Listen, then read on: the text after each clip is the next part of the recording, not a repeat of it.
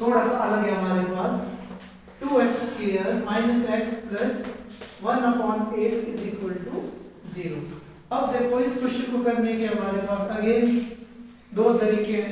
अब कई लोग क्या करेंगे, बोलेंगे कि भाई यहाँ पे मेरे पास कांस्टेंट टर्म क्या 1/8, ठीक है। अब मैं क्या करूंगा, देखो मैं बोलना क्या चाह रहा हूँ। अब मैं बोलूंगा कि सम की वैल्यू कितनी है जी मेरे पास -1 कोएफिशिएंट ऑफ x, क्या था समझ में आया सबको, ठीक है जी। उसके बाद अगर मैं प्रोडक्ट की बात करूं तो प्रोडक्ट क्या है 1/8 माइनस 2, ठीक है जी। तो कितना आ गया 1/4। अब दिमाग खर्च करना पड़ेगा कि नहीं करना पड़ेगा मेरे को, कि भाई दो नंबर ऐसे कौन से सोचूं जिनको आपस में मल्टीप्लाई करूं तो 1/4 आ जाए, ऐड करूं तो कितना आना चाहिए माइनस में, थोड़ा कंफ्यूजन नहीं होगा, दिमाग खर्च होगा ना। अगर इस तरीके की प्रॉब्लम हो आप लोगों को कभी भी, ठीक है, जब हमारे पास क्या हो कोई भी आपका नंबर क्या हो अपॉन में हो, ठीक है, तो क्या करना सबसे पहले उसको अपॉन ही खत्म कर देना। अपॉन कैसे खत्म होगा, मैंने क्या करना है इन सब का एलसीएम ले लेता हूँ। 1 और 8 का एलसीएम लूंगा तो क्या आएगा 8 ही आएगा ना। अब हमने क्या करना होता है, जो एलसीएम आया उसको डिनोमिनेटर में लाना। 1 को किस से मल्टीप्लाई करूं कि 8 हो जाए, 8 से नीचे भी मल्टीप्लाई 8 से ऊपर भी, तो ऊपर क्या हो जाएगा 8 2 16x² माइनस का माइनस। 1 को किस से मल्टीप्लाई करूं कि 8 हो जाए 8 multiply by x is 8x। अच्छा जी 8 को किस से मल्टीप्लाई करूं कि 8 हो जाए 1, तो 1 से नीचे भी मल्टीप्लाई किया ऊपर भी किया, आया जी इतना। अब हमने क्या किया इसको आपस में cross multiply, so we will get 16² minus 8x plus 1 is equal to 0। आप देखो भाई क्वेश्चन इजी हो गया कि नहीं हो गया, आप तो इजीली कर देंगे, कोई नंबर ही होगा ना हमारे पास, ज्यादा दिमाग खर्च करने की जरूरत नहीं पड़ेगी। फ्रैक्शन समझ में आया, वेदर कोएफिशिएंट ऑफ x² आपका फ्रैक्शन में हो, x का कोएफिशिएंट फ्रैक्शन में हो या कांस्टेंट टर्म फ्रैक्शन में, सीधी सा काम क्या करना हमने, डिनोमिनेटर का हमने क्या किया एलसीएम निकाला, एलसीएम तो आता ही होगा सबको है ना, तो 8 आ गया हमारे पास, 8 2 16 वगैरह करके, और जो डिनोमिनेटर होगा 0 से मल्टीप्लाई करके खत्म कर, ठीक है जी। अब हमारे पास अगेन हमारे पास चॉइस है कि क्या करूंगा, ठीक है। अब मुझे लग रहा है कि भाई नंबर शायद मेरे पास थोड़ा बड़ा तो नहीं होगा, देखते हैं s की वैल्यू क्या आएगी, कौन बताएगा, दीपांशु बताओ, सम की वैल्यू क्या होगी -8, वेरी गुड। अच्छा जी प्रोडक्ट की वैल्यू कौन बताएगा मुझे, तेरे से बता तो बैठ, हंसी आएगा। प्रोडक्ट की वैल्यू क्या होगी, अरे क्या होगी 16।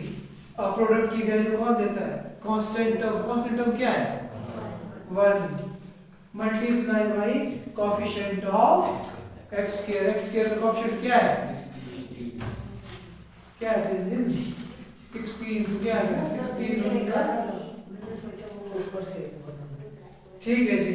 अब सोचिए कौन बताएगा मुझे कि भैया हमने दो नंबर ऐसे सोचने जिनको मल्टीप्लाई करूं तो कितना आना चाहिए 16 आना चाहिए, है ना, तो 16 आना चाहिए, और ऐड करूं तो कितना आना चाहिए जी हमारे पास 8 आना चाहिए।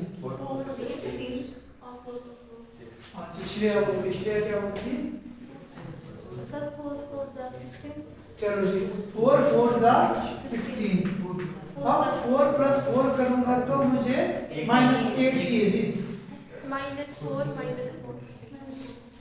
इसका मतलब क्या करना पड़ेगा, दोनों की दोनों टर्म्स को हम लोगों को क्या लेना पड़ेगा माइनस लेना पड़ेगा।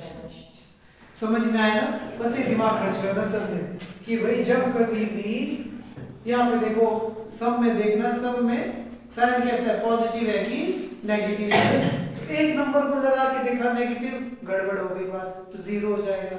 अगर दोनों को लगा दिया तो क्या हो जाएगा, देखो प्लस माइनस, तो कितना आ गया -8, बस इतना काम ही है सोचने वाला काम, बाकी आगे हो जाएगा आप लोगों से, ठीक है ना। अगर देखना कि यहाँ देखो कि अगर आप लोग देखोगे पेपर में कि भाई कई बार होता है कि कुछ अटपटा सा नंबर आ जाए हमारे पास, ठीक है, और आप लोगों से नहीं हो पा रहा है, ठीक है, तो सीधा क्या करना, फैक्टराइजेशन मेथड के थ्रू कर देना क्वेश्चन, नॉट फैक्टराइजेशन, क्वाड्रेटिक फार्मूले की हेल्प से। समझ में आई बात? तो ठीक है जी, तो हमने क्या किया, फर्स्ट टर्म को एस एच लिखा, बीच वाली टर्म की जगह क्या लिखूंगा मैं, -4x plus 1 is equal to 0। Common लेना आता है तो डायरेक्ट लो, अगर कॉमन लेना नहीं आता तो क्या करेंगे, 16 को तोड़ के लिख लेते हैं, 2 multiply by 2 multiply by 2 multiply by 2 और 4 2 2 2 2 1, ठीक है। अब मैं डायरेक्ट कर रहा हूँ, मुझे टेबल आता है कि भाई 4 4 जा 16, मैं डायरेक्ट कर लेता हूँ, चलो 16 को मैंने लिख दिया ऐसा, ठीक है। जब कॉमन आपको पता है कि डायरेक्ट भी कर सकते हैं आप, 4x कॉमन ले सकते थे, ठीक है। कई बार होता है कि हमारे को नहीं आता तो क्या करना, तो इसके फैक्टर्स लिख देते हैं, तब तो मतलब ही नहीं गलत बनेगा, ठीक है। तो हमने क्या किया जी, 4x इधर से कॉमन लिया, 4x उधर से, 4x चला गया तो यहाँ क्या बचा, 4x माइनस 1, क्लियर है जी। अब इंटरेस्टिंग, अब क्या आ गया हमारे पास बाहर, माइनस ब्रैकेट के बाहर इन दोनों के बीच में क्या कॉमन है, 1 है। जब दो टर्म्स के बीच में कुछ भी कॉमन नहीं हो तो सबके बीच में एक ही चीज कॉमन है, ठीक है जी। अब हमने क्या किया, -1 कॉमन लिया, नॉट 1 कॉमन, क्या हमारे पास माइनस मतलब साइन होगा चेंज, तो क्या हो जाएगा ये 4x माइनस 1, ब्रैकेट के अंदर ये -4 था ना, तो क्या बन जाएगा +4 प्लस 1 क्या बन जाएगा -1। आ गई बात समझ में सबको कि नहीं आई, आ गई ना। और क्रॉस चेक करना है, अगर आपको डाउट हो कि भाई मैंने यहाँ निकाला, यहाँ पे मैंने गलत तो नहीं निकाल दिया, अगर दोनों सेम आ रहे तब तो दिखती बात है, ठीक है, आप क्रॉस मल्टीप्लाई करके भी चेक कर सकते हो, plus minus minus 4x minus minus plus, ठीक है जी। अब हम क्या करेंगे, जो भी फैक्टर्स हम लोगों को दिख रहे हैं, जो 2 बार था उसको हमने एक बार लिख दिया और जो बच गया था उसको अगेन साथ में लिख दिया, ठीक है। तो हमारे पास क्या बच गया, 4x minus 1 is equal to 0, 4x minus 1 is equal to 0, so x की वैल्यू आ गई 1/4 एंड 1/4, दैट्स इट।